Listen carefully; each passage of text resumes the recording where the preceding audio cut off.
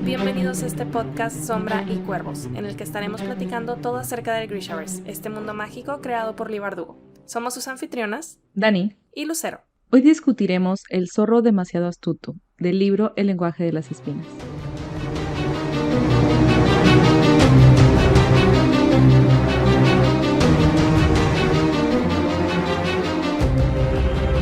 Nuevamente bienvenidos y gracias por acompañarnos en esta nueva emisión que es nuestra segunda sesión discutiendo el lenguaje de las espinas. Y ya empezamos con esta historia, con este relato, la serie de cuentos de Ravka. Este es el primero y sin duda el más conocido porque Alina lo menciona varias veces en la trilogía. Uh-huh. Tenemos esta comparación constante con Nikolai y debo decir que cuando lo leía esta vez no podía evitar imaginarme a Nikolai e imaginarme a Patrick Gibson. ¿Cuál era medio extraño? Pero bueno, así fue mi relectura. Yo también. Bueno, yo no me lo imaginaba a él como tal, pero, o sea, al Nikolai que veo en mi cabeza, sí lo veía definitivamente como diciendo las mismas cosas que el zorro, que Koya, entonces sí veo definitivamente la comparación. 100%. Y bueno, les vamos a dar un pequeño summary y dice así. Un zorro inteligente aprende a buscarse la vida solo y se convierte en la única esperanza del bosque para escapar de su amenaza más peligrosa, la caza. Chan, chan, chan. Ah. Eso de se convierte en la única esperanza del bosque, no lo sé. Ajá, tampoco estoy 100% de acuerdo en que sea la única esperanza, por cómo ya sabemos que termina la historia, pero tal vez porque él fue el primero que dijo, bueno, hay que investigar y yo voy a ir ahí a ver qué hago, ¿no? Ajá. Como el más aventado.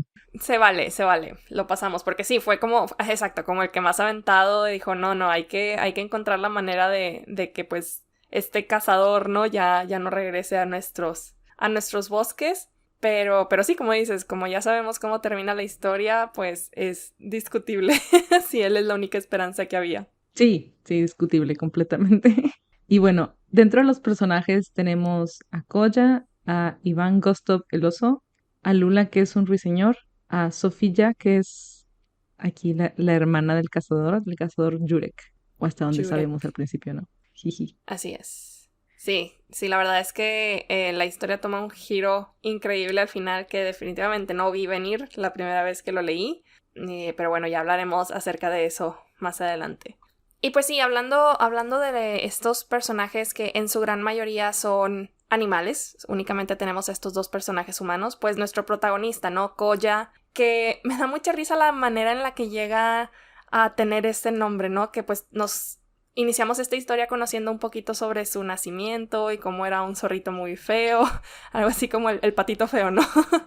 Y cómo convence a su mamá de dejarlo con vida, ¿no? De no, es que los demás animales pues no se van a fijar en el zorrito feo, sino en tu belleza, ¿no? En la belleza de la madre zorra. Entonces, este nombre que le dan que significa como el más bello o algo así, ¿no? Sí, como el más guapo o algo así. Y también tenemos a otro personaje que inesperadamente se convierte en un gran amigo de Koya, que es Ivan Gostov el oso, que debo decir, me sorprendió que fuera el único animal que tuviera como apellido. Sí, O no sé si Gostov es su segundo nombre. Justo eso estaba pensando, de que qué nombre tan humano para un oso. Sí, dije a lo mejor, o sea, hasta llegué a pensar que era el granjero que mencionan, de que la granja Tuple o algo así. Dije, ¿será Ivan Gostov de que el señor de la granja? Pero Y es lo un entendí oso. que era el oso. Sí, está curiosillo, porque también como que no puedo dejar de hacer la comparación entre el Ivan que tenemos en la trilogía original y este Sí. oso. Entonces es como que no, sepáralos, son personajes diferentes. Pero tienen como un carácter similar, ¿no? Así de... Justamente, exactamente, es como que grumpy los dos, no sé. Sí, pero bueno, que parece, o sea, bueno, sí es grumpy, pero al final resulta ser un buen amigo, Sí, no vemos mucho de él, pero por lo sí, que nos cuentan. ya llegas al punto en el que te entristece, ¿no? Cuando aprendes, o cuando te enteras de su destino a manos del cazador. Entonces, nos gana el oso. Sí, ¿Y qué tal Lula? Este ruiseñor que termina siendo pues como el personaje más sabio de toda la historia, como un animalito tan chiquito, ¿no? Viene a ser la voz pues ahora sí que la voz de la razón o como la más sensata, ¿no? Sí, creo que es parte, bueno, ya entraremos en la moraleja, pero creo que es parte de los aprendizajes que a veces siempre a los más chiquitos, incluso a los niños, no los toman en cuenta y a veces tienen estas como insights o estas visiones bien claras de las cosas y siento que es lo mismo, que este personaje, que es el más pequeño del bosque, pues es la voz de la razón, como dices, es el más sabio y que al final pues rescata a nuestro héroe. Héroe. Héroe, entre comillas. Sí, sí, Lula es yo creo de mis personajes favoritos. Ay, como si hubiera tantos, pero Ya sé. en este Bueno, cuento sí es como que... que bueno, me sorprende que, o sea, que te guste este personaje, bueno, y la historia obviamente por la comparación con Nicolai, pero porque no te gustan las películas de animales que hablan, entonces siento que te guste un libro donde los animales hablan, se me hace raro. Sí, eso, sí, digo, no diría que es mi cuento favorito dentro de todos los que tenemos en el lenguaje de las espinas, pero tiene lo suyo. O sea, sí te evoca como esta sensación de las fábulas que solíamos leer de pequeños, que literalmente lo que venían a hacer era darnos una moraleja. Entonces siento que de todos los cuentos que tenemos en el libro, este es el más con ese estilo de fábulas. Casi podría venir de las mismas fábulas de Sopo. Es lo que estaba pensando, parece una fábula de Sopo. Ujú. Y bueno, los últimos dos personajes que tenemos dentro de esta historia son los únicos humanos, Sofía y Jurek, que pues como ya mencionábamos ahorita, ¿no? Las apariencias engañan definitivamente y con Sí. Sofía y con Jurek pues nos dejamos llevar por la narrativa. O sea, yo creo que, bueno, hablo por mí por lo menos, que definitivamente no me esperaba ese giro que tuvimos al final. Yo sí veía a Sofía como pues esta chica desesperada por separarse de su hermano, por hacer su propia vida, asustada hasta cierto punto, y a Jurek como este cazador súper malo y aterrador, y nada, Era al revés. justo al revés. Sí, yo también lo fui como tú, así con la narrativa de que, no, pues pobrecita chava, de que está toda asustada y quiere huir y necesita ayuda, pobrecita, pero no, o sea, me gusta que nos hayamos ido con la narrativa porque presenta, habla bien de cómo nos fue envolviendo la historia y no pudimos ver más allá porque estábamos muy enganchados con la historia. Digo que es súper cortita, ¿no? Unas cuantas páginas, pero aún así con eso poco tienes para comprometerte con los personajes y preocuparte por ellos, ¿no? Porque te la venden muy bien de que, ay, mira, y cómo la tiene cosiendo y no se acerca a ella, la voltean a ver nada más, pero pues él la tiene no a un lado, como nada más ayudándole y tiene ahí a sus amigos de que borrachos y todo el rollo. Entonces, sí te vas con esa idea de que no, ella está sufriendo y necesita ayuda de alguien, ¿no? Y por eso engaña al zorrito, pobrecito. Y bueno, como en toda buena fábula, podemos identificar diferentes temas, ¿no? Que vemos como recurrentes o que vemos relevantes a lo largo de la historia. ¿Cuáles fueron los que tú identificaste de tu lado? Bueno, el primero que es el más obvio es la caza indiscriminada, porque nos repiten varias veces cómo el cazador limpió el bosque. Entonces, creo que ese es el primero, que incluso en el summary, en este resumen de qué trata, pues nos dicen, ¿no? Que el enemigo mayor es la caza. Ah, sí. Em, Otro yo creo que es cómo las apariencias engañan. Ah, sí, definitivamente. Em, los ecosistemas, me gustó como que hicieran este hincapié de hasta de las pulgas, ¿no? Que tiene que tienen o que tienen los animales.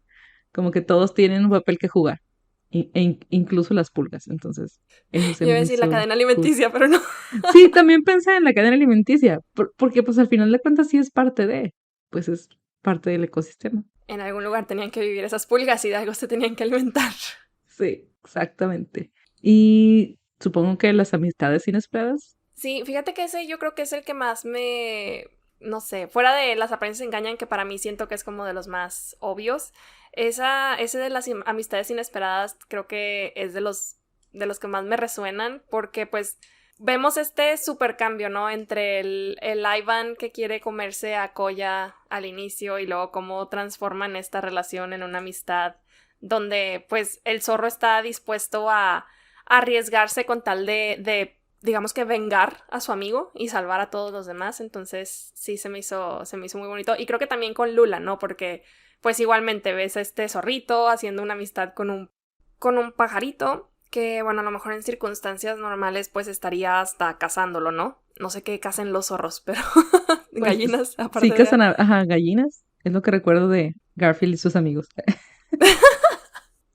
Buena referencia. Pero sí, o sea, nuevamente no vemos como esta, pues sí, como esta amistad inesperada realmente entre ellos dos. Sí, y me encanta su amistad, siento que se complementan bien, saben escucharse el uno al otro. Me gusta, me gusta. Y pues ya sabemos por lo que Alina nos había dicho en la trilogía que el zorro, pues se le presentan trampas, ¿no? Y ella lo comparaba de esta manera con Nikolai.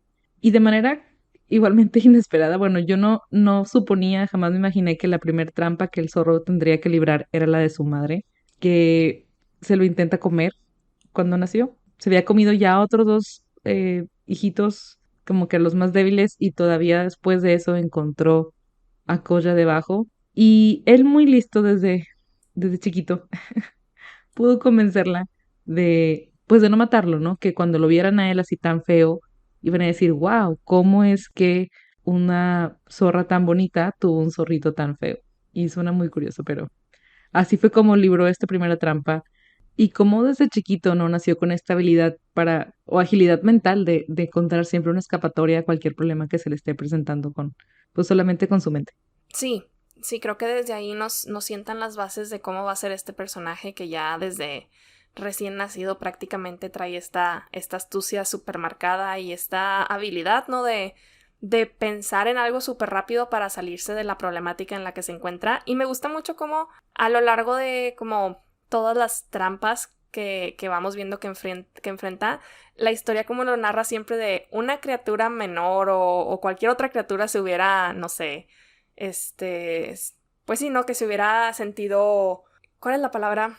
Asustada, aterrada, Como, ajá, algo así. congelada. Pero pues él no, ¿verdad? Él siempre como que encontraba la manera de salir adelante. Entonces es algo que se ve constante en todas las trampas, que justamente la segunda que nos relata la historia es este grupo de sabuesos que se topa y que se lo querían comer y cómo se libra de ellos diciéndoles que era un zorro mágico. Y terminan todos discutiendo, ¿no? De que no, yo soy el que le tengo que pedir el deseo. Porque, eso sí, solamente pueden pedirle un solo deseo. Eso me encantó porque creo que ilustra muy bien la frase, ¿no? De divide y vencerás. Ujú. Los puso a discutir y él venció porque él se pudo escapar y ya, y ellos se quedaron con su problema ahí de quién es mejor y qué deseo es el más conveniente y su avaricia tal vez. Y él aprovechó y se fue, ¿no? Y ganó. Y la tercera trampa a la que cae el zorrito es literal una trampa de casa que puso el granjero y de alguna manera, no me acuerdo cómo, le pide a Ivan el oso que lo salve, que lo rescate, ¿no? Con la fuerza del oso que se lo lleve. Sí, Y este rescate se convierte a la vez como en una cuarta trampa, así lo entendí yo, donde ya sí. el oso que lo rescató se lo quiere comer. Es que es justo eso, o sea, logra como, él dice, como que razona, ¿no? De que pues mejor estar libre de la trampa y tratar de razonar con el oso. Dice, porque con una trampa no puedes razonar, pues está ahí Es nada cierto. más, ¿verdad? Inerte. Entonces, sí, como dice, se convierte en esta cuarta trampa. Y creo que de todas es mi favorita la manera en la que se escapa. Sí, Esta forma en la que hace esta negociación con las pulgas que tiene el oso mientras va colgado ahí a su espalda. Y está súper padre ver cómo le promete a las pulgas de que si ustedes me ayudan ahorita y lo muerden para que podamos escapar, yo las voy a dejar vivir en mi pelaje durante todo un año y realmente lo cumple. O sea, porque realmente, digo, creo que en otras circunstancias o algún otro personaje habría sido como que logro deshacerme, ¿no? También de las pulgas, pero aquí vemos que este zorrito, pues es leal, ¿no? Y cumple sus promesas. sí, eso nos sorprendió. Dije, a lo mejor, pues se va a meter a bañar después de que le piquen todas. Pero no, te mencionan que no se bañó, no se metió al agua, no se rascaba y que incluso como no se bañaba, pues ya olía muy mal. Su aspecto era todavía peor de feo, ¿no? De lo Se usual, volvió de su todavía más fealdad feo. usual. Sí, y que ya nadie se le acercaba, ¿no? De que guacala, es feo. Sí, Entonces, pobrecito, porque al final, digo, está bien, se salvó y sobrevivió, pero pues terminó un poco más aislado de lo que ya estaba. Pero se sí, un salvó poco. Excepto y por cumplió su Lula, que promesa. Lula todavía lo visitaba y le Sí, echaba en cara esa fealdad que de por sí ya era bastante evidente. Pero bueno, al final sabemos que después de un año se libra de estas pulgas dejándolos en la cama de un pobre granjero que ahora se las va a tener que ingeniar también para lidiar con ellas. Y es cuando ahora sí comienza, yo creo que la verdadera historia o la intensidad, ¿no? de este cuento, de esta fábula, que es cuando empezamos a conocer sobre el cazador Jurek, sobre su hermana Sofía y pues esta última trampa, ¿no? En la que el zorro termina metiéndose casi de manera voluntaria, porque obviamente sí. no sabía que era pues una trampa. Sí, empieza la parte como siniestra o tal vez un poco oscura de la historia. Y pues bueno, tal vez de forma, sí, de forma voluntaria se va y se mete ahí, pero tenía un motivo y quería, pues como dijiste al principio, vengar de cierta forma la muerte de Ivan, porque nos empieza a contar, ¿no? Que desapareció Ivan, después desaparece un lobo que era muy solitario, pero que pues también era pues parte del bosque, y empieza a escuchar también más rumores, ¿no? De cómo la capa que trae que usa Sofía, la hermana del cazador, tiene 7 colas de zorro colgadas en el cuello, y cómo la hermana de Koya tuvo 7 cachorros, Ay, todos eso con me dio colas mucha blancas, y yo, cosa. no, o sea, sí, a mí también, de que pobrecito, de que Los sus bebés sobrinitos, zorritos. sí. Se me hizo súper triste. Entonces empieza ahora sí la parte más oscura donde vemos las consecuencias de la cacería, de la caza, de cómo afecta e impacta directamente a los animales. Y tal vez, digo, los animales en nuestra vida real no se pueden comunicar con nosotros como lo hace Koya con Sofía, pero sabemos que también les afectan, ¿no? Y que los tienen en tensión porque se dan cuenta que les faltan números y se sienten amenazados. Entonces hay consecuencias directas tanto en la historia como en la vida real, ¿no? En nuestro mundo real. Sí, y sabes que es muy, bueno, se me hace bien interesante cómo en ningún momento llegan a sospechar de ella, a pesar de que, digo, si el proceso con los demás animales fue como con Koya, pues tuvo contacto, ¿no? Con cada uno de ellos, los fue como llevando hacia ella y convenciéndolos, ¿no? O metiéndolos en confianza. Entonces, creo que por ahí tenemos pues el hecho de que Koya estuvo todo un año, ¿no? Sin, bueno, por lo menos un año que no supimos nada sobre su relación con los otros animales y de repente lo siguiente que sabemos es que, ¡pum!, ya tenía rato de no hablar con Ivan y es como se dan cuenta de que pues desaparece, ¿no? Y que lo ven ya en esta especie de capa o abrigo que usa Sofía. Pero me deja pensando, ¿no? De que, bueno, Sofía tuvo que haber tenido entablado, ¿no? Esta relación también con Ivan para lograr hacerse de su piel y lo mismo con el resto de los animales y cómo pues se fue, ¿no? Por animales precisamente solitarios que no tenían como muchos amigos, que sabía que no iban como a delatar o a hablar acerca de que, sí, he estado hablando con la humana, ¿no? Es que bueno, por ahí creo que la única diferencia pues era Koya, ¿no? Que Koya pues sabíamos que estaba en contacto con Lula y fue creo que lo que lo salvó al final del día. Sí, es cierto. Y que la frase esta que ella dice al final, ya cuando está revelándole la verdad a Koya de cómo es ella realmente la cazadora, que la soledad es la trampa, ¿no? Que nadie Ujú. puede escapar, ni siquiera ella la escapa. Entonces, pues sí, es su plan, es su modus operandi, es agarrar a los animales solitarios. Y igualmente me sorprende, ok, eran solitarios, pero ¿por qué nadie más los vio? O sea, hay aves Ajá, también exacto. que pueden volar y comunicarse, hay otros animales pequeños que se ocultan en sus madrigueras, etcétera. Entonces, ¿cómo es que nadie lo vio? No sé si sea como un hueco en la historia, no sé si sea algo que quieran como darte a entender, ¿no? Que la veían tan indefensa y sí, tan poco amenazante, que Ajá. nadie le prestó atención, sí, Nadie nadie sospechaba. sospechó. Ujú. Entonces, no sé si sea eso un hueco en la historia o simplemente es como dejar en claro que era tan poco amenazadora. Sí, porque tuvo que haber sido, o sea, era como un patrón no reconocible de que animal que entablaba relación con Sofía terminaba muerto. Sí. Pero como digo, y al final de cuentas es un cuento, ¿no? O sea, no vamos a indagar muchísimo en sí, como que toda la racionalidad detrás Ajá. de lo que se nos narra. pero sí, nos deja con algunas preguntas y pues nada, ya como quiera sabemos cómo termina esta historia.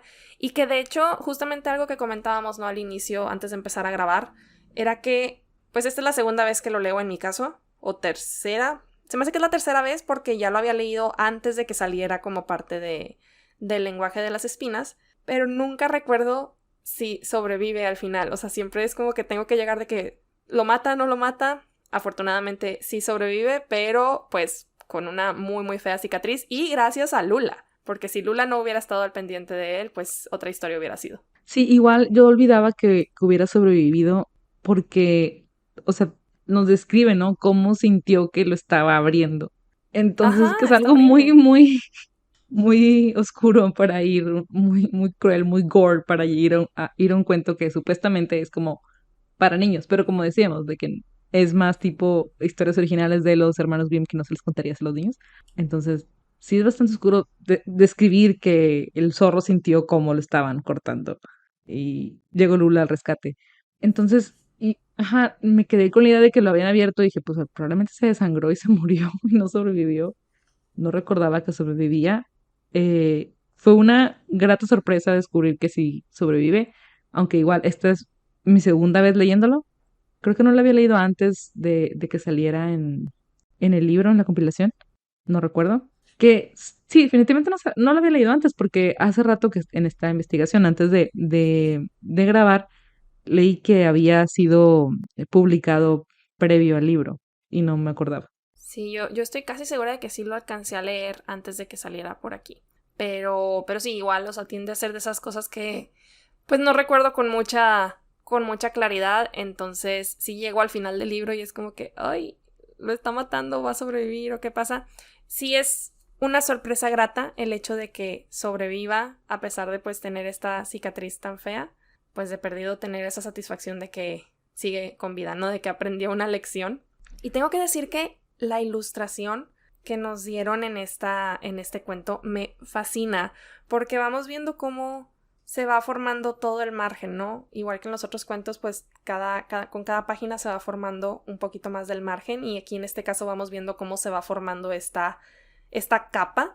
Y a pesar de que sabemos que, me parece que sí sabemos, ¿no? Que Sofía es la que usa la capa desde un inicio, pero nunca te ves venir, no sé, como que vas viendo la imagen y se ve súper amenazante la capa y con la cabeza del oso y las colitas y demás, y luego de repente llegas a la imagen, la última imagen en la que ya está Sofía con el cuchillo contra Koya y es como que, wow, ok.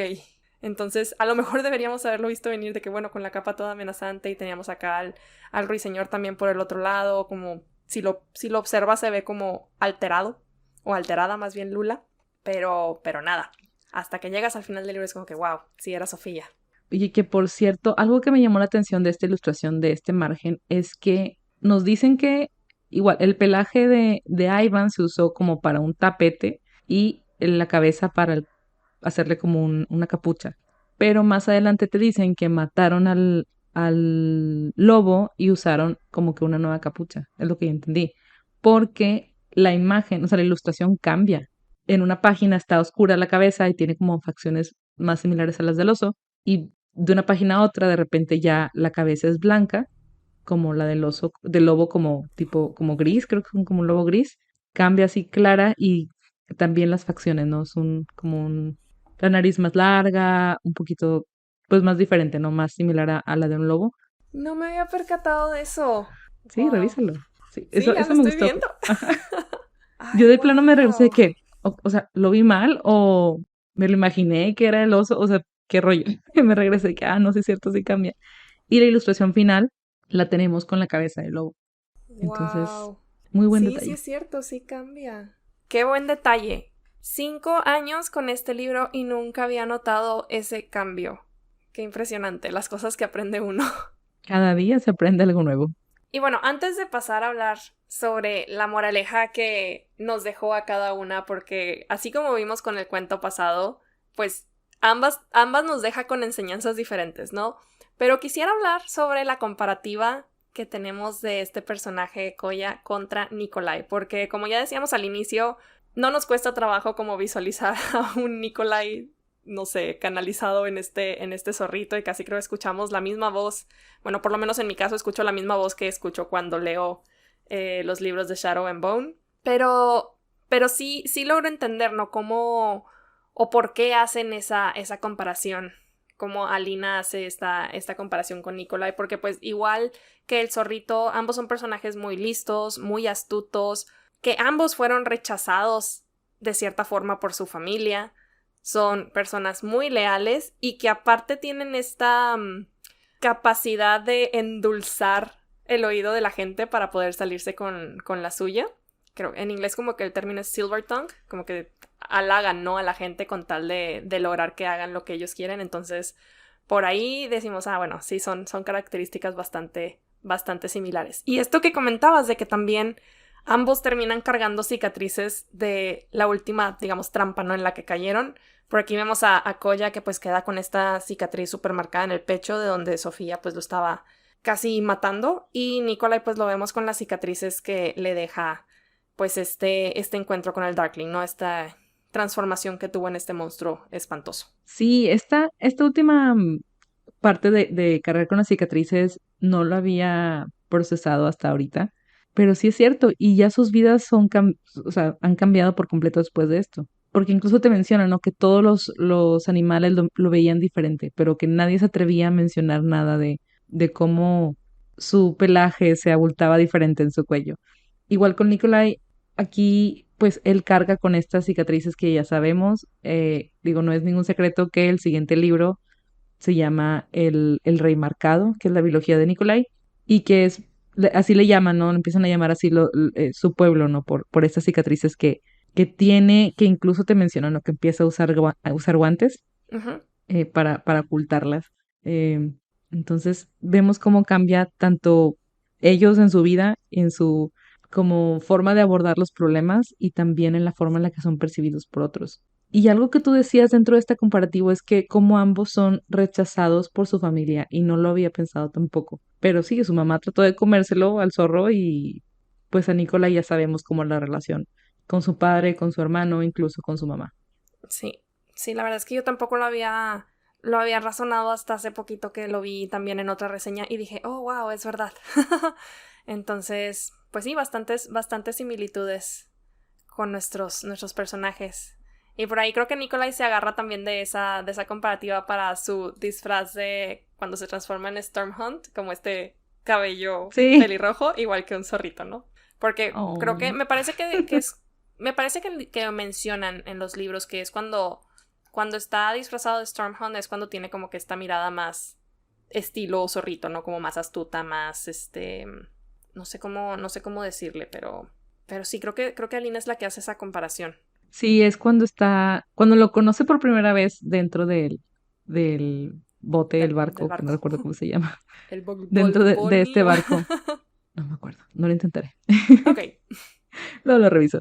Eh, sí, es cuando creo que la despierta, ¿no? Está como dormida y lo ve así como entre sueños y se acuerda, ¿no? En el sueño del zorrito. Qué raro que ese sea tu primer pensamiento al ver a alguien. Pero bueno, cada cabeza es un mundo. Y ahora sí, pasemos a las moralejas o estas enseñanzas que nos dejó este cuento. ¿A ti cuál fue la que más te resuena? Mm, que no te dejes engañar por las primeras impresiones. Siempre hay algo detrás de la gente. A veces ves a alguien y lo puedes juzgar inmediatamente por cómo se ven, por con quién se está juntando, por cómo está vestido, por N cantidad de cosas y pues puede resultar una sorpresa. Yo recuerdo mucho que una de mis mejores amigas desde prepa me dijo que cuando me vio, dijo, tenías cara de pocos amigos, se me hacía súper pesada, creí que eras bien sangrona y no sé. Y yo, ay, bueno, el término sangrona es como pesada, por los que no conozcan, creo que es algo muy mexicano. Pero sí me dijo eso y pues ahorita somos súper amigas. Así que las No cosas soy yo. pueden... No, no es Lucero, es otra amiga de la prepa. Sí, sé quién. Sí.